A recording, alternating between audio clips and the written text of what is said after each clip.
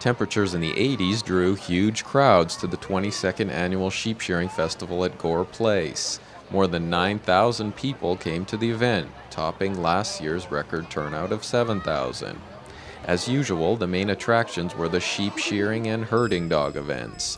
Because of the hot temperatures under the tents, some of the sheep actually seemed eager to shed their thick coats of wool. Other animals were doing all they could to stay cool. The event relies on a familiar selection of craft-oriented vendors. Some were selling goods better suited to cooler temperatures, but there was always something new to enthrall the crowds. The entertainers, if they've come out before, they'll see Benjamin Elfont, who is a juggler who used to work with the Moscow Circus. And if you go to Red Sox games, you'll recognize Benjamin. He does the pre-game shows out there. With their traditional dress and craft activities, many of the performers reflected the long history of Gore Place.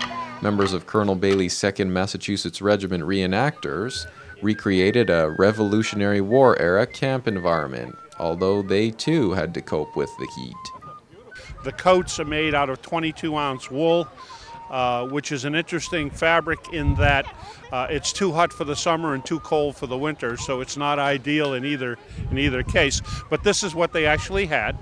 Harmony! Attention!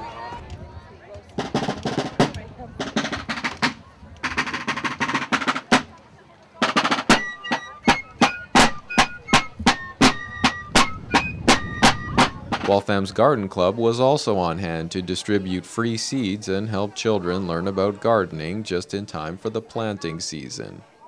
The Garden Club's new mascot, Chlorophyllus, was also feeling a little toasty. It must be kind of warm today. It's an 80-degree day and you got a lot of fur there. So, maybe when they do the sheep shearing, would you like a shave too? What do you think? How would that be? For Waltham Newswatch, this is Chris Wangler.